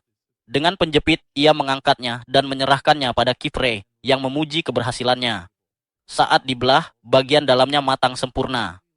Kipre lalu bertanya apakah ia masih mengantuk. Koko menyadari bahwa rasa kantuknya telah hilang. Kipre kemudian bercerita bahwa sihir pertama yang ia kuasai adalah sihir air, karena ia sangat takut air. Ia dulu selalu menghindari tugas mencuci, tapi akhirnya mulai menggunakan sihir dalam kehidupan sehari-hari. Dari situlah ia belajar bahwa sihir yang digunakan setiap hari adalah guru terbaik. Koko mulai berpikir, bagaimana ia bisa melakukan hal yang sama. Kipri menyarankan untuk belajar memasak, karena melibatkan berbagai jenis sihir dan juga menyenangkan. Tak lama, Tetia dan Rich datang, tertarik oleh aroma ubi panggang. Tetia langsung ingin memanggang keju, tapi Kipre meminta agar kali ini Koko yang melakukannya. Mereka pun mulai menyiapkan makanan bersama. Dengan lingkaran sihir kecil, Koko berhasil melelehkan keju. Akhirnya, burger lezat pun siap. Koko mengusulkan untuk makan di luar. Kipre setuju, ide piknik terdengar menarik. Saat semuanya siap, Agot datang. Koko mengajaknya ikut, tapi Agot tetap menjaga sikap dinginnya. Ia menolak dan memilih tetap berlatih, apalagi hujan mulai turun. Para gadis kecewa karena cuaca sebelumnya cerah. Tapi Kipre muncul dan bertanya kenapa mereka murung. Ia berjalan keluar sambil mengaktifkan sihir. Dan seketika area di sekitarnya berubah menjadi cerah dan hangat. Mereka semua terkesima. Bersama Kipre, mereka berjalan menikmati piknik kecil mereka. Meskipun hujan masih turun di tempat lain. Mereka berteduh di bawah jembatan batu, menyalakan lentera, dan menikmati makanan lezat. Tak lama, hujan pun mereda. Pelangi muncul di langit, membuat hati Koko dipenuhi kebahagiaan. Ia langsung berlari, ingin mengajak Agot melihat keindahan itu. Ia berlari melintasi ladang menuju bengkel. Namun saat hendak mengetuk pintu, pintu itu terbuka lebih dulu. Seorang penyihir tinggi dengan janggut kecil yang aneh keluar, menatap Koko dengan bingung dan bertanya siapa dia. Saat Kipre datang menyusul, memperingatkan akan datangnya badai, Koko segera bersembunyi di belakangnya, dan berkata dengan lantang bahwa ia adalah murid Kipre. Pria berjanggut itu terlihat kesal. Ia menatap Kipri dan bertanya bagaimana mungkin ia mengambil murid tanpa sepengetahuannya. Dengan tenang, Kipri menjawab bahwa semuanya terjadi secara tiba-tiba, dan situasinya memang tidak biasa, karena gadis ini menjadi korban sihir terlarang. Suasana langsung berubah tegang. Begitu pria berjanggut kambing itu mendengar kata sihir terlarang, sikapnya seketika menjadi dingin. Tanpa ragu, ia mencengkeram lengan Koko dan menyeretnya keluar, bersikeras bahwa ia tidak ingin berurusan dengan para penyihir jahat bertopi lebar. Ia bahkan berniat menyerahkan Koko kepada ksatria penyihir agar mereka yang menanganinya. Koko berusaha melawan, tetapi kekuatan penyihir itu terlalu besar. Tepat saat situasi semakin buruk, hujan yang turun di sekitar mereka tiba-tiba berhenti. Air di sekeliling bergerak cepat, membentuk dinding kokoh di hadapan mereka. Kipre menggunakan sihirnya untuk menghentikan pria itu, lalu dengan tegas berkata bahwa meskipun mereka berteman dekat, ia tidak akan membiarkan siapapun menyentuh Koko, apalagi menyerahkannya kepada para ksatria.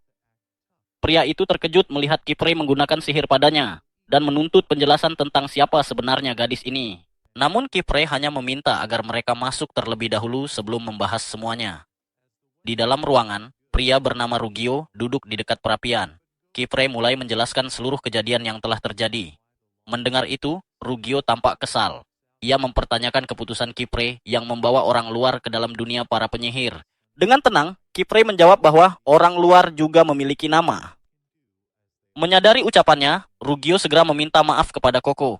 Ia menjelaskan bahwa bukan maksudnya bersikap kasar, tetapi para penyihir memang tidak memiliki istilah lain untuk seseorang yang bukan bagian dari mereka. Kipre kemudian memperkenalkan Rugio sebagai sahabatnya, sekaligus pengawas di tempat itu. Ia menjelaskan bahwa para penyihir yang tinggal di luar kota utama atau aula agung akan diawasi oleh seseorang untuk memastikan mereka tidak melanggar aturan, dan Rugio adalah pengawas bengkel ini. Rugio menggaruk kepalanya, mengakui bahwa tugasnya memang mencegah hal seperti ini terjadi. Namun ia juga sadar bahwa Kipre sudah mengambil keputusan. Sementara itu, Kipre memberikan semangkuk sup hangat dengan madu kepada Koko untuk menenangkan dirinya. Kipre menjelaskan bahwa sebenarnya ia berniat menghapus ingatan Koko malam itu. Namun jika itu dilakukan, mereka juga akan kehilangan ingatan tentang buku sihir misterius yang bisa membawa mereka kepada para penyihir bertopi lebar. Mendengar itu, Rugio langsung marah dan menegaskan bahwa memburu pengguna sihir jahat bukanlah tugas mereka. Itu adalah urusan para ksatria. Melihat kebingungan Koko, Kipre pun menjelaskan bahwa ksatria penyihir bertugas menghapus ingatan orang luar, memburu penyihir jahat, dan menjaga keseimbangan dunia sihir. Ia juga mengakui bahwa semua ini adalah kesalahannya, karena dialah yang membuat Koko mengetahui rahasia sihir. Jika ingatan Koko dihapus, maka ingatannya pun harus ikut dihapus. Rugio tahu ia tidak bisa membiarkan hal itu terjadi. Dengan berat hati, ia mengatakan bahwa untuk saat ini ia akan membiarkannya, tetapi jika terjadi sesuatu, ia akan melaporkannya ke aula agung. Setelah itu, ia pergi kembali ke kamarnya. Kipre kemudian menenangkan Koko, mengatakan bahwa ia tidak perlu khawatir karena telah lulus ujian sihir dengan kemampuannya sendiri. Ia meminta semua orang mengeringkan diri, lalu pergi menyiapkan makan malam. Tak lama kemudian, Koko menyadari bahwa hewan peliharaannya menghilang. Ia pun diam-diam menuju kamar Rugio, mencoba mencari ular berbulu kecilnya. Namun Rugio sudah menyadarinya dan turun dari sarangnya. Ia menyerahkan hewan itu kembali kepada Koko, dan anehnya, hewan tersebut sudah benar-benar kering. Kemudian, Rugio menghubungkan lingkaran sihir dari 2 cincin di jarinya, menciptakan hembusan hangat seperti pengering rambut yang langsung mengeringkan Koko. Ia menyuruhnya pergi, tetapi Koko justru terpesona ketika menyadari bahwa batu di bawah kakinya menyala saat diinjak. Dengan penuh kegembiraan, Koko berteriak bahwa inilah hal yang membuatnya jatuh cinta pada sihir. Rugio dengan bangga mengatakan bahwa itu adalah mahakaryanya dan menjelaskan cara kerjanya. Namun Koko terlalu bahagia, sampai berguling-guling di lantai sambil mengucapkan terima kasih dari lubuk hatinya. Melihat itu, Rugio malah tersipu dan segera mengusirnya keluar, melarangnya masuk lagi ke kamarnya. Keesokan harinya, hujan masih terus turun tanpa henti. Agot mencoba berlatih sihir, tetapi suara hujan di jendela terus mengganggu konsentrasinya. Ia akhirnya memutuskan bahwa ini adalah bagian dari latihan. Ia menutup mata, fokus, dan berhasil menggambar lingkaran sihir yang memancarkan cahaya yang sama seperti sebelumnya. Tiba-tiba terdengar keributan dari bawah. Agot segera turun dan mendapati beberapa manusia di depan pintu, memohon bantuan kepada Kipre. Mereka mengatakan bahwa sebuah jembatan runtuh akibat hujan, dan sebuah kereta terjebak. Seorang pria bahkan menangis, mengatakan bahwa anaknya ada di dalam kereta itu. Tanpa ragu, Kipre mengatakan bahwa ia akan segera datang membantu. Ia meminta Agot untuk tetap di dalam dan menjaga yang lain. Namun Agot justru memohon untuk ikut, berjanji tidak akan mengganggu dan ingin membantu semampunya. Beberapa saat kemudian, para penyihir akhirnya bergerak menuju jembatan yang diterjang badai.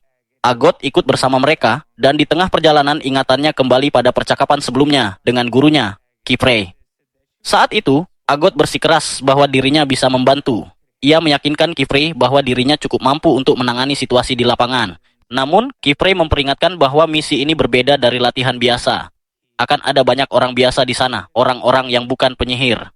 Sementara itu, Agot bahkan belum mengikuti ujian kedua, ujian yang mengizinkan seorang penyihir menggunakan sihir di depan orang biasa. Dengan tenang, Kipre memintanya untuk bersabar, tetapi Agot menolak. Ia merasa jika kali ini tidak diizinkan ikut, maka kesempatan itu mungkin tidak akan pernah datang lagi. Ia berkata bahwa selama ini dirinya terus berlatih sendirian tanpa henti. Ia yakin sudah siap menggunakan sihir di depan banyak orang. Bahkan, ia mempertanyakan kenapa gurunya tidak pernah memberi lebih banyak kesempatan bagi murid-muridnya untuk mendapatkan pengalaman nyata. Sebelum perdebatan itu berlanjut, Dagda buru-buru memotong mereka. Waktu mereka hampir habis, Rugio lalu mengatakan bahwa ia akan pergi lebih dulu untuk membuka jalan sihir menuju lokasi kejadian. Ia meminta Kipre menyiapkan obat-obatan dan alat sihir yang diperlukan, lalu menyusulnya nanti. Setelah itu, Rugio memutuskan untuk membawa Agot bersamanya. Mendengar itu, wajah Agot langsung bersinar gembira. Ia berlari mengambil jubah dan topinya. Sementara Tetia dengan semangat menyatakan bahwa mereka semua juga ingin ikut. Meski terlihat khawatir, Kipre akhirnya mengalah. Rugio mencoba menenangkannya. Menurutnya, ada banyak hal yang hanya bisa dipelajari para gadis itu lewat pengalaman nyata. Namun, Kipre masih cemas, terutama pada Agot. Ia tahu muridnya itu selalu terfokus pada hal-hal yang belum bisa ia lakukan, bukan pada pencapaian yang sudah berhasil diraih. Ia takut dalam keinginannya untuk cepat dewasa, Agot akan mengambil langkah yang salah. Kembali ke masa sekarang, badai semakin ganas saat mereka melintasi jalan menuju lokasi. Rugio menyuruh Agot berpegangan erat karena tanah di sekitar mereka sangat tidak stabil. Ketika akhirnya tiba di tempat kejadian, semua orang langsung menyadari betapa parah situasinya. Sebuah kereta tersangkut di tengah sungai yang mengamuk, sementara arus deras terus berusaha menyeretnya pergi. Kerumunan warga yang panik langsung bersorak lega saat melihat para penyihir datang. Mereka percaya semuanya akan terselamatkan sekarang.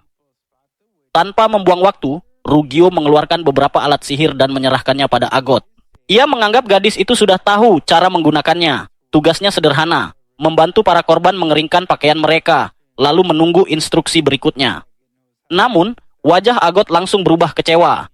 Ia bertanya apakah hanya itu tugasnya. Dalam pikirannya, pasti ada hal yang lebih penting yang bisa ia lakukan. Tetapi dengan tegas, Rugio mengatakan bahwa itu saja. Ia bahkan bertanya, apakah Agot menganggap pekerjaan sederhana seperti itu tidak penting. Kemudian, Rugio berkata bahwa sekarang ia mengerti kenapa Kipre begitu khawatir. Menurutnya, Agot terlalu tidak sabaran. Jika ia hanya ingin memamerkan kemampuan, nanti akan ada kesempatan lain. Tetapi jika ia benar-benar ingin berguna, maka ia harus memahami untuk apa sihir sebenarnya digunakan. Kata-kata itu menusuk hati Agot. Dalam diam, ia merasa diperlakukan seperti anak kecil yang bodoh. Padahal ia merasa sudah bekerja lebih keras daripada siapapun. Tetapi semua usaha itu terasa sia-sia jika tidak ada hasil yang bisa ia tunjukkan. Jauh di dalam hatinya ada alasan kenapa ia begitu ingin membuktikan diri. Ia ingin seseorang mengakui bahwa dirinya memang pantas disebut penyihir. Tak lama kemudian, Kipre tiba dan langsung bergerak menyelamatkan keadaan. Dengan pedang sihir miliknya, ia membelah derasnya sungai yang mengamuk. Orang-orang yang melihatnya sampai tidak percaya. Dengan satu tebasan, aliran sungai terbelah, menciptakan jalan aman untuk proses penyelamatan. Tetia segera meminta semua orang mundur karena situasinya masih berbahaya. Sementara itu, Kipre dan Rugio bekerja sama menyelamatkan para penumpang kereta. Ada 2 orang yang terjebak di dalamnya. Satu persatu mereka berhasil dibawa keluar, sementara Kipre mati-matian menahan tekanan sungai. Ia mengeluh bahwa pekerjaan ini benar-benar melelahkan dan mengingatkannya kenapa dirinya membenci air. Akhirnya, kedua korban berhasil diselamatkan dengan selamat. Dagda langsung berlari memeluk seorang anak bernama Kustas yang berada di dalam kereta tadi. Anak itu meminta maaf karena berusaha melindungi barang bawaan mereka. Namun, Dagda berkata bahwa semua itu tidak penting selama ia masih hidup. Tak jauh dari sana, para murid justru terpukau melihat pedang milik Kipre. Koko berkata bahwa pedang itu sangat keren, sementara Tetia menyebutnya sebagai hal paling luar biasa yang pernah ia lihat. Saat ditanya, Kipre menjelaskan bahwa pedang itu bernama Ring Cleaver. Pola di bilah pedangnya dipenuhi segel sihir. Meski ukurannya kecil, jumlah segel yang begitu banyak membuat pedang itu bahkan mampu membelah lautan. Para gadis itu langsung kagum. Namun ketika Tetia meminta izin untuk memegangnya, Kipre menolak dengan halus. Sihir pada senjata membutuhkan kehati-hatian luar biasa, jadi belum aman bagi mereka untuk menyentuhnya. Setelah situasi mulai terkendali, Kipre dan Rugio memutuskan berpisah untuk memeriksa kerusakan di bagian hulu dan hilir sungai. Mereka meninggalkan Koko dan Agot di lokasi untuk menjaga para korban. Awalnya suasana terasa canggung, tetapi Koko tetap membantu orang-orang dengan ceria. Bahkan saat seorang pria memanggilnya Nona penyihir kecil, wajahnya langsung berseri-seri bahagia. Namun kebahagiaan itu tidak bertahan lama. Tiba-tiba terdengar teriakan panik dari Dagda. Kustas ternyata mencoba mengambil peti barang yang tersangkut di bebatuan sungai. Dagda berteriak memintanya kembali, karena tebing di sana sudah rapuh. Tetapi semuanya terlambat. Pohon yang digunakan Kustas untuk turun tiba-tiba runtuh, dan batu besar jatuh menimpanya. Semua orang panik. Di tengah kekacauan itu, Agot melihat topi penyihir di antara reruntuhan. Itu milik Koko. Gadis itu ternyata ikut terjatuh ke bawah tebing. Untungnya, Koko tidak terluka parah, namun Kustas sudah tidak sadarkan diri. Dengan putus asa, Dagda memohon pada Agot untuk menggunakan sihir dan menyelamatkan anak itu. Berulang kali ia memohon, dan untuk pertama kalinya, Agot merasa inilah kesempatannya. Guru-guru mereka tidak ada di sini. Situasinya benar-benar genting. Jika ia berhasil menyelamatkan Kustas sekarang, maka semua orang akan tahu bahwa mereka salah tentang dirinya. Tetapi saat kerumunan mulai mendesaknya untuk menggunakan sihir, ingatan buruk tiba-tiba muncul di benak Agot. Ia teringat masa kecilnya. Saat itu, seorang pria misterius memintanya menunjukkan kemampuan sihir di depan banyak penyihir lain. Namun, alih-alih kagum, mereka justru meremehkannya. Mereka berkata sihir miliknya biasa saja. Ada yang mengatakan bahwa bakat sejati sudah bisa terlihat sejak usia muda, dan mereka bahkan meragukan apakah Agot benar-benar rajin berlatih. Yang paling menyakitkan, beberapa orang berkata bahwa sulit percaya dirinya adalah putri dari ibunya sendiri. Momen paling menghancurkan datang ketika seorang penyihir menatap Agot dengan dingin dan berkata bahwa ia pernah menaruh harapan besar padanya. Tetapi Agot telah mengecewakannya. Dengan suara tanpa belas kasihan, wanita itu menolak menjadikannya murid dan mengatakan bahwa keluarganya tidak membutuhkan seseorang yang tidak berbakat. Kata-kata itu menusuk hati Agot begitu dalam. Ia tak mengerti kenapa kenangan menyakitkan itu muncul di saat seperti ini. Namun tiba-tiba suara Koko memanggilnya dan membuatnya tersadar kembali. Dengan panik, Koko bertanya apakah ada sesuatu yang bisa ia lakukan dari tempatnya berada. Ia berkata bahwa ia ingin menyelamatkan Kustas, apapun caranya. Mendengar itu, Agot terdiam. Ia teringat perkataan Olivia, bahwa seorang penyihir harus benar-benar memahami untuk apa sihir digunakan. Tanpa membuang waktu, Agot segera meminta penjelasan situasi secara lengkap. Koko menjelaskan bahwa ia berada di celah tepian sungai. Arus air di sana memang lebih lambat, jadi ia tidak akan hanyut, tetapi lumpurnya sangat licin hingga ia terus terpeleset dan tak bisa memanjat kembali. Kustas pingsan dan tubuhnya tertindih batu besar yang bahkan orang dewasa pun tak mampu menggesernya. Tas milik Koko juga basah kuyup, sehingga ia tak bisa menggunakan sihir. Mendengar itu, Agot mulai panik.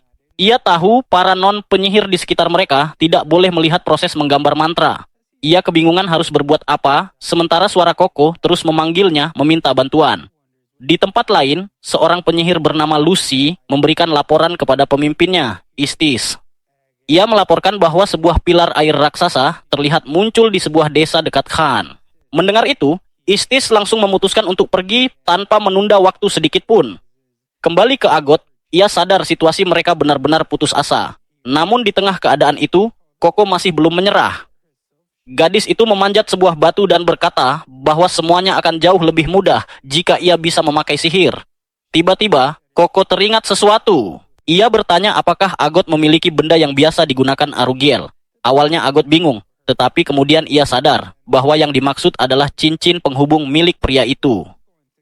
Ia pun mengikat cincin-cincin tersebut pada sebatang tongkat dan mengirimkannya kepada Koko.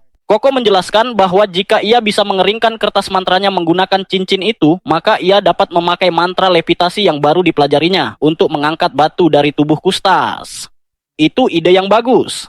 Tetapi Agot sadar bahwa Koko tidak mungkin melakukannya sendirian. Saat menggambar mantra di depan orang biasa, seorang penyihir harus menyembunyikan tangannya di balik jubah panjang agar tidak terlihat. Artinya, Koko harus menggambar mantra hanya dengan mengandalkan ingatan otot jarinya. Masalahnya, kemampuan itu belum dimiliki Koko. Kerumunan mulai gelisah dan bertanya-tanya apa yang sebenarnya terjadi. Tidak ada tempat bagi Koko untuk bersembunyi. Saat itulah Agot sadar apa yang harus ia lakukan. Dengan suara lantang, ia memperkenalkan dirinya sebagai murid terbaik milik Kipre. Ia meminta semua orang memandangnya dan menyaksikan kemampuan sihir luar biasanya. Di balik jubahnya, Agot mulai menggambar lingkaran sihir dengan gerakan yang begitu terlatih. Ia telah menghabiskan seluruh hidupnya untuk berlatih agar tidak takut ketika saat penting tiba. Beberapa detik kemudian, sebuah mantra indah terbentuk. Seekor burung cahaya raksasa muncul dan terbang tinggi ke langit malam, memancarkan cahaya yang begitu memukau. Seluruh kerumunan terpaku kagum. Bahkan Koko sendiri terpesona melihatnya. Saat perhatian semua orang teralihkan, Agot memberi isyarat kepada Koko bahwa inilah kesempatannya. Koko mencoba menenangkan dirinya. Ia teringat bahwa sebelumnya ia baru berlatih mantra levitasi menggunakan ubi kecil. Namun ketika melihat batu besar yang menimpa Kustas, ia sadar ukuran kertas mantranya terlalu kecil untuk membuat segel sebesar itu. Tepat pada saat itu, Kustas akhirnya sadar. Dengan lega, Koko memperkenalkan dirinya dan menjelaskan situasinya. Namun Kustas masih linglung. Ia berkata bahwa tadi ia melihat burung cahaya di langit dan yakin dirinya sudah mati. Ucapan itu justru memberi ide kepada Koko. Sementara itu, mantra burung cahaya milik Agot mulai kehilangan efeknya. Kerumunan kembali gelisah. Dagda bahkan berkata bahwa pertunjukan cahaya itu tidak membantu apapun. Ia bertanya apakah mantra itu bisa membawa seseorang turun atau mengangkat Kustas ke atas. Agot kesulitan menjawab. Ketika Dagda memutuskan turun sendiri, Agot langsung panik. Jika pria itu turun, maka ia akan melihat mantra milik Koko. Namun tiba-tiba, semua orang terdiam. Di hadapan mereka, Koko melayang di udara sambil membawa Kustas bersamanya. Karena belum bisa mengendalikan sihirnya dengan baik, Koko buru-buru meminta Dagda menarik mereka turun. Kerumunan langsung mengelilingi Kustas dan bersyukur melihat anak itu selamat. Sementara itu, jubah Koko masih terus melayang tanpa kendali. Agot tak habis pikir apa yang sebenarnya dilakukan gadis itu. Begitu mendarat, Koko langsung memeluk Agot sambil menangis lega. Ia mengaku sangat takut tadi. Dengan malu-malu, Koko menjelaskan bahwa ia teringat mantra penghancur batu yang pernah digunakan teman-temannya di dalam labirin. Bahkan dengan segel kecil, mantra itu bisa menghancurkan batu tanpa melukai orang di bawahnya. Jadi alih-alih mengangkat batu tersebut, Koko menghancurkannya menjadi pasir. Mendengar penjelasan itu, Agot benar-benar kagum. Koko berkata bahwa dulu ia tak bisa menolong siapapun, tetapi kali ini ia akhirnya berhasil menggunakan sihir untuk menyelamatkan seseorang. Ia juga tahu semua itu tidak mungkin berhasil tanpa bantuan Agot. Namun tentu saja Agot menyangkal dengan wajah malu. Ia bersikeras bahwa burung cahaya itu hanyalah sinyal untuk memanggil guru mereka kembali, bukan demi membantu Koko. Meski begitu, untuk pertama kalinya, Agot diam-diam mulai mengagumi Koko. Tetapi momen hangat itu tidak berlangsung lama. Tiba-tiba kedua gadis itu ditangkap oleh mantra aneh. Koko kebingungan, sementara Agot langsung menyadari sesuatu yang mengerikan. Sekelompok orang baru saja tiba. Mereka mengenakan jubah merah tua dan topi bersayap. Di tangan mereka terdapat liontin penangkap berwarna putih perak. Dengan suara gemetar, Agot berbisik bahwa mereka adalah para ksatria Morales. Pemimpin mereka, Istis, memandang kedua gadis itu dengan tajam. Ia bertanya siapa yang menggunakan mantra tadi dan memperingatkan bahwa meski mereka masih anak-anak, ia tidak akan menunjukkan belas kasihan. Agot buru-buru menjelaskan bahwa mereka bukan penyihir terlarang dan tidak memakai sihir terkutuk. Mereka hanya berusaha menolong orang. Namun Estis tidak percaya. Ia meminta mereka melihat ke bawah. Dan saat itulah kedua gadis itu membeku ketakutan. Seluruh area di sekitar sungai telah berubah menjadi lautan pasir. Bahkan air sungainya sendiri mulai menguap menjadi kabut. Koko tidak percaya dengan apa yang dilihatnya. Itu bukan mantra yang ia gambar. Tetapi bagi Istis, itu sudah cukup menjadi bukti. Ia menyatakan bahwa murid seperti Koko mustahil bisa menciptakan mantra sebesar itu tanpa melanggar tabu sihir. Dengan dingin, ia mengucapkan hukum kuno Hari Perjanjian dan menyatakan bahwa hukuman bagi Koko adalah kehampaan.